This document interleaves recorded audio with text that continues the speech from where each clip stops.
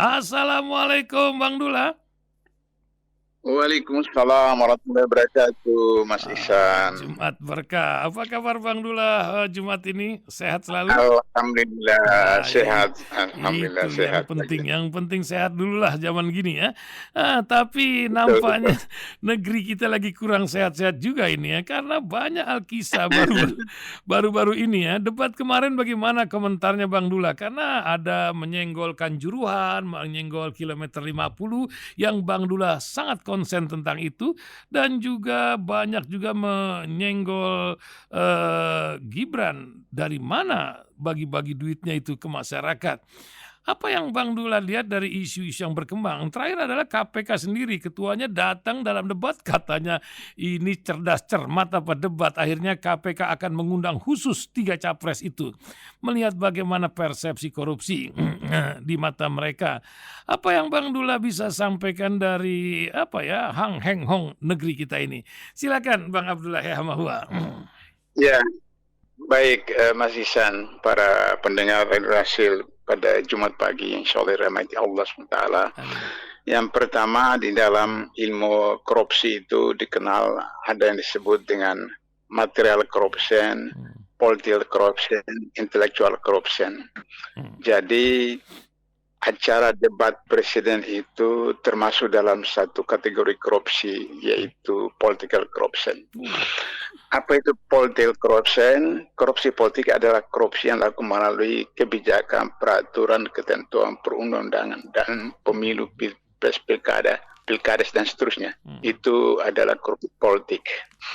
Jadi kita lihat bahwa dari format, dari penampilan, dari etalase di atas panggung itu berbeda dari pilpres sebelumnya. Itu yang saya maksud dengan satu korupsi politik. Nah, artinya melalui satu kebijakan yang dilakukan seperti demikian. Sehingga begitu kepentingannya apa? Kepentingannya adalah bagaimana untuk kepentingan golongan, kelompok dan seterusnya. Alasan saya karena pimpinan KPU itu adalah orang yang merupakan tim suksesi Jokowi 2019. Sehingga demikian tidak mungkin KPU akan mendesain sesuatu yang merugikan bosnya, yaitu Jokowi. Dan kita tahu bahwa anak Jokowi maju sebagai cawapres. Jadi kalau misalnya persoalan debat capres-cawapres seperti pemilu atau pilpres sebelumnya, maka itu jelas akan merugikan anak dari Jokowi, yaitu cawapres Gibran seperti itu. Maka kita lihat seperti demikian. Itu korupsi politiknya. Kemudian korupsi intelektual. Korupsi intelektual itu adalah korupsi yang dilakukan oleh ustadz, ulama, kiai, pendeta, romo.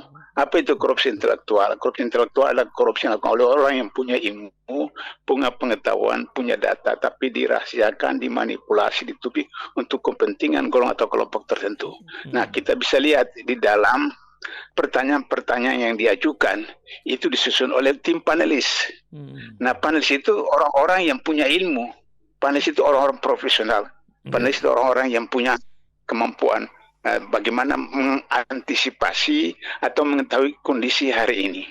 Nah, sehingga dengan begitu maka kemudian pertanyaan-pertanyaan disusun itu adalah tidak menggambarkan bahwa mereka itu adalah intelektual, tidak menggambarkan mereka itu adalah orang yang punya ilmu, yang untuk kepentingan ilmu itu kemudian disampaikan itu. Nah, sehingga dengan begitu maka kolaborasi secara terselubung dengan KPU adalah waktu yang disediakan itu 1 menit, 2 menit, atau 4 menit. Sesuatu yang itu tidak mungkin seseorang menjalankan visi misinya, menjalankan sesuatu hanya dalam waktu 1 menit terhadap persoalan yang begitu substansial dalam waktu 5 tahun sekali lakukan seperti itu. Nah, kenapa? Karena dalam teori komunikasi makin lama seseorang berbicara maka akan ketahuan bagaimana perbendaharaan katanya, bagaimana sumber pengetahuannya, dan bagaimana gesturnya, bagaimana performance-nya itu. Jadi itu yang saya sebut dengan korupsi intelektual panelis dengan KPU. Sekarang kita lihat penampilan pertama. Saya bukan karena saya pendukung Anies, tapi itu coba lihat dari penampilan wajah Saya belajar tentang melihat wajah orang. Oh, Saya punya pengalaman tentang Membaca, itu. ya, betul. Coba perhatikan, ya, 3 wajah itu. Hmm. Anies senantiasa tampil senyum, kemudian menarik wajahnya, simpatik. Ganjar juga rileks, sehingga kemudian bisa menggambarkan bahwa dia juga santai. Kalau perhatikan wajah nomor 2, itu kan apa namanya? Ya, saya minta maaf, tapi apa namanya? Saya belajar ilmu apa namanya tentang psikologi manusia karena saya punya pengalaman ketika di KPK 2 kali menjadi ketua komite etik dan 1 kali menjadi anggota komite etik. Jadi saya memperhatikan wajah ketika seseorang itu diperiksa, diminta pertanggung dan seterusnya. Jadi itu jelas sekali satu. Yang kedua bahwa ketika menjawab pertanyaan atau menjelaskan pertanyaan, gestur tubuh itu jelas sekali. Misalnya kalau Mas Ihsan lihat ada orang yang senyum sendirian, ketawa, berarti dia lagi senang, dia lagi gembira. Tapi kalau misalnya dia apa namanya kerucut atau apa wajahnya, berarti dia ada problem. Atau misalnya kalau orang melakukan gerakan-gerakan tertentu, itu menunjukkan bahwa dia ada punya problem psikologi. Nah, sehingga ketika ada yang mengatakan bahwa dia joget apa segala macam, ya itu karena apa namanya satu bentuk untuk menutupi kelemahan-kelemahan yang ada. Nah, ini dari soal penampilan fisik. Yang ketiga tentang substansi, visi, misi, pertanyaan dan jawaban. Apa namanya? Ada yang senior WhatsApp sama saya beritahu bahwa ketika 02 mengatakan atau menyerang 01 bahwa kalau saya tidak ajukan Anda sebagai gubernur, Anda tidak terpilih, atau misalnya kemudian kalau misalnya ini demokrasi tidak berjalan, berarti Anda tidak akan terpilih jadi gubernur. Kata senior itu kepada saya, coba kalau Anies mengatakan, ya minta saya jadi calon gubernur siapa? Apakah saya atau apa namanya? Kalau misalnya Anies itu kan lebih sadis lagi kan, seperti itu. Tapi Anies tidak menyerang balik seperti itu, karena saya tahu asbabul urut bagaimana Anies itu jadi calon gubernur DKI, saya tahu betul itu. Dan saya kemudian juga sedikit terlibat di dalam proses kampanye untuk Anies seperti itu. Nah, jadi oleh karena itu bahwa bentuk-bentuk pertanyaan itu menunjukkan tentang apa yang ada dalam dirinya, apa yang ada dalam hatinya, apa ada dalam otaknya. Nah, sehingga demikian bukan menyelesaikan persoalan, tapi kemudian menambah persoalan. Oleh karena itu maka coba kita lihat filosofi Anies ketika menjawab pertanyaan dari Ganjar tentang IKN. Itu kan luar biasa. Artinya menyelesaikan persoalan ada, bukan meninggalkan persoalan. Kalau soal IKN, Mas Ihsan, saya tahun 1981 sudah datang ke Palangkaraya tahun 81 dan saya sudah tahu soal perpindahan ibu kota. Itu adalah konsep PKI. Konsep PKI tahun 59, 60, 62 itu supaya ibu kota dipindahkan ke Palangkaraya. Kenapa? Karena kalau Jakarta, kalau Jawa Barat, tetap itu adalah nuansa Islam. Jakarta itu kan berasal dari kata Jayakarta, karena namanya dulu Batavia, kemudian diperangi, dilawan, berebut oleh pahlawan Panglima Jayakarta, maka menjadi Jakarta. Jadi untuk menentukan satu ibu kota itu ada filosofinya, ada historisnya seperti itu. Nah, kenapa PKI mengusulkan ke Kalimantan? Karena di sana Muslim itu relatif minoritas, sehingga demikian maka kemudian bisa seperti itu. Ada yang bertanya kepada saya, terus kenapa dari Kalimantan Tengah pindah ke Kalimantan Timur? Karena ini proyek oligarki. Kalau Kalimantan Tengah, mereka yang punya tanah itu cuma beberapa ratus hektar, tapi di Kalimantan Timur itu ratusan sampai ribuan hektar. Jadi persoalan bisnis seperti itu.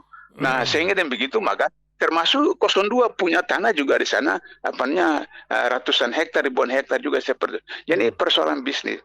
Sehingga jawab Anies itu kan luar biasa. Kalau ada masalah DKI, bukan ditinggalkan, harus diselesaikan.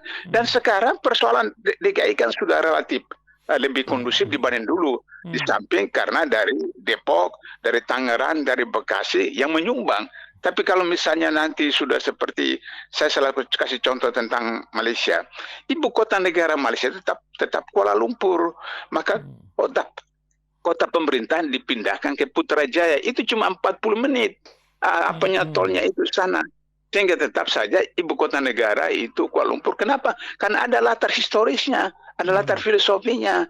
Nah, kita kalau misalnya pindah ke Kalimantan Timur, latar belakang historisnya apa? Latar belakang filosofinya apa? Seperti itu.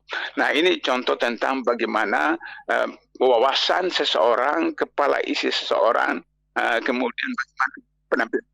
Ya, seperti itu. Lanjut. Oke. Jadi itu tentang debat presiden. Kemudian soal bagi-bagi duit. Saya tidak mengerti, tapi saya kemudian akhirnya mengerti karena KPU dan Bawaslu itu orangnya istana. Sehingga ketika Gibran datang bagi-bagi duit, ya KPU dan Bawaslu buat apa? Nanti kalau buat apa kemudian nanti Presiden keluarkan kartu truf. Ketua KPK bersama-sama dengan ketua partai yang perempuan berangkat ke Jogja bla bla di hotel apa sama. Maka kemudian ketua KPU maksudnya, ketua KPU gitu. Ketua KPU. Maka kemudian ketua KPU bisa dipecat. Problem buat ketua KPU. Karena itu maka itu sudah secara telanjang datang bawa duit kemudian bagi-bagi. Katakanlah sebelum masa kampanye lah kita seakan-akan bodoh saja begitu. Tapi ini sudah dalam masa kampanye yang itu termasuk dalam bentuk penyuapan, money politik. Tapi apakah Bawaslu, apakah KPU sudah melakukan tindakan? Sebab kalau itu berkali-kali maka harus kalau dalam permainan bola itu wasit dipluit kan seperti itu. Artinya offside. Nah, offside kalau 1, 2, 3 kali kan harus di-delay. Seperti itu. Ada kartu merah. Kartu merah kalau sudah kartu kuning kan harus keluar. Nah, itu problem. Sehingga saya bisa mengerti bahwa kenapa KPU dan Bawaslu seperti begitu. Karena masing-masing punya kartu truf ada di istana seperti itu. Itulah sebabnya maka tidak ada orang yang jadi KPU atau Bawaslu yang tidak ada deal dengan istana seperti itu. Itu soal bagi duit. Kemudian soal apalagi tadi Mas Ihsan tadi soal Firly. Iya juga soal Firly juga menjadi masalah. Ini macam menggantung saja walaupun Polda ingin menyelesaikan permasalahannya lagi mau ke kejaksaan. Apa yang terjadi sebenarnya, Bang Dullah? Ya, jadi ini kan negara kita ini negara saling sandra menyandra ini. Jadi saya sedihnya itu karena Dewan Pengawas itu sangat tidak berwibawa. Terhadap Firly yang kemudian seakan-akan dipermainkan saja seperti itu. Ya bisa saja saya paham karena Firly juga punya kartu truf dari mereka itu sehingga kemudian saya pengalaman yang cuma ketua komite etik, saya panggil menteri, saya panggil ketua komisi 3, saya panggil pejabat-pejabat datang ketika menjadi ketua komite etik. Ini Dewan Pengawas yang ditetapkan dalam undang-undang dan diangkat oleh Presiden. Saya sebagai ketua komite etik hanya diangkat oleh pimpinan KPK. Tapi saya panggil menteri, saya panggil ketua DPR Komisi 3 untuk dimintai keterangan. Mereka datang. Nah, artinya bahwa bagaimana kedudukan kita itu bisa dihargai, dihormati kalau kita mempunyai posisi yang kokoh, punya integritas, punya prestasi sehingga ketika kita undang orang datang. Nah, ini Dewan Pengawas seperti itu berapa kali dipanggil. Kalau misalnya Dewan Pengawasnya punya ketokohan integritas, apapun yang dilakukan oleh Firly, dia harus tinggalkan, harus datang memenuhi panggilan. Karena itu undang-undang menetapkan Dewan Pengawas.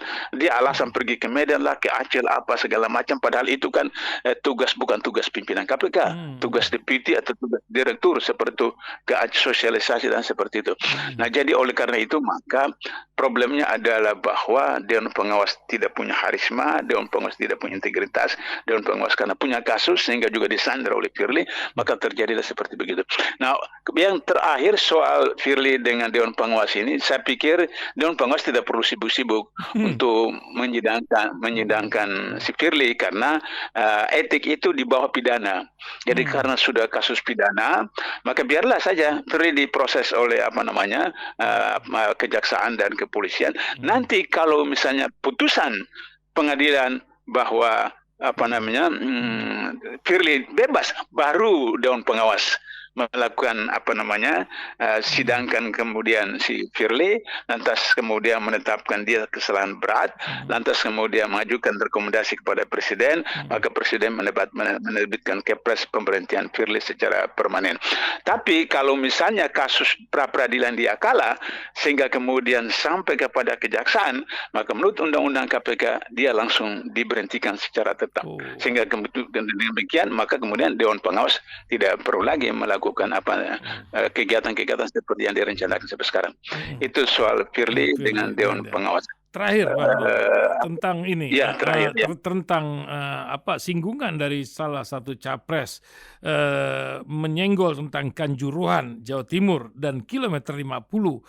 Dua kasus yang akan menjadi singgungan HAM ke depan ketika beliau dapat memimpin. Apa yang Bang Dula lihat? Ini kan sudah dalam putusan hukum ini yang asapnya kena angin atau yang kilometer 50 ada sudah yang terhukum. Apa bisa diangkat lagi? Bagaimana Bang Dula? Jadi pertama kalau saya melihat dialog antara Anies Ganjar dengan Prabowo, saya lihat bahwa Anies memang orang yang punya strategi. Artinya kalau kelihatan seakan-akan Anies itu melindungi Ganjar. Itu. Dia tidak tanya masalahnya Ganjar gitu. Lanjut. Kenapa? Karena kalau misalnya Ganjar diserang habis seperti posisi Prabowo, maka orang tidak dari Ganjar tidak lari ke Anies. Orang dari Ganjar lari ke Prabowo karena Ganjar kan PDIP kan. Nah, karena PDIP mereka kalau bukan Muslim bukan ke Anies, mereka datang ke Prabowo. Karena itu Anies tidak menyerang secara frontal terhadap Ganjar.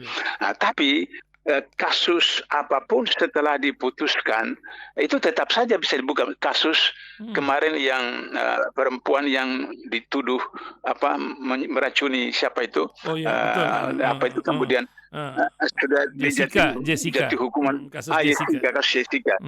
Kasus Jessica itu kan sudah dipenjarakan sekian tahun kan, tapi kemudian ada pembuktian alat baru, ternyata kemudian bukan dia yang pembunuhan itu, dan kemudian dia dibebaskan seperti itu. Jadi dalam sistem hukum itu yang disebut dalam istilah hukum novum, kalau ada temuan-temuan baru maka kemudian bisa dibuka kembali. Misalnya ini problem bagi 03. Mahfud MD itu ada Menko Polkam.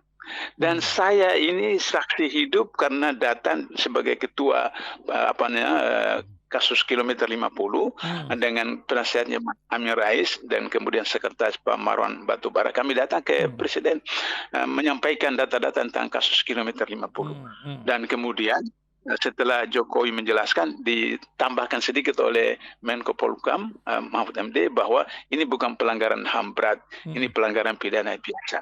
Tapi ketika kasus Jenderal Sambo, maka terbongkar bahwa siapa yang terlibat di situ, sehingga itu kemudian terjadilah persoalan kilometer 50 dan kasus-kasus sebelum-sebelumnya seperti itu. Nah, oleh karena itu maka posisi 03 ketika kasus kilometer 50 dibongkar itu problem besar buat 03 karena Mahfud MD ada Menko Polkam yang terlibat di situ yang mengatakan bahwa institusi negara tidak terlibat seperti itu.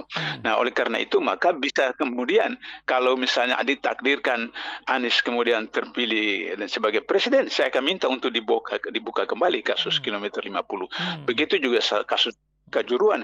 Kanjuruhan itu berapa ratus orang yang meninggal. Lantas kemudian hanya diselesaikan seperti misalnya orang-orang sakit kepala pusing, dia minum tablet apalah untuk kemudian menghilangkan sakit kepala atau pusing.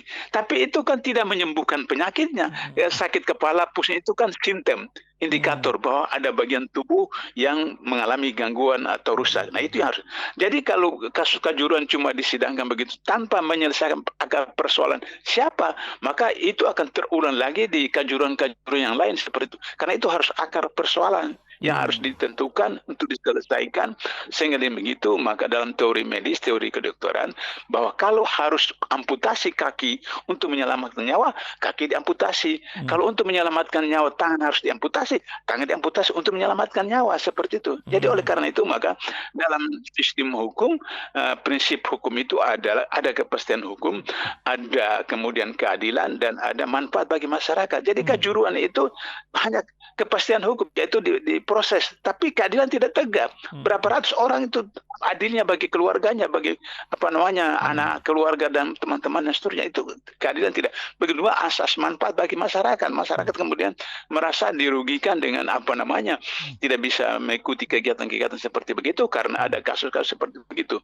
Itu jadi prinsipnya adalah kasus hukum baik maupun korupsi, kalau ditemukan novum atau barang bukti baru bisa dibuka kembali untuk diproses seperti yang seharusnya, seperti demikian. Begitu Mas Ihsan. Oh, luar biasa, jelas sekali.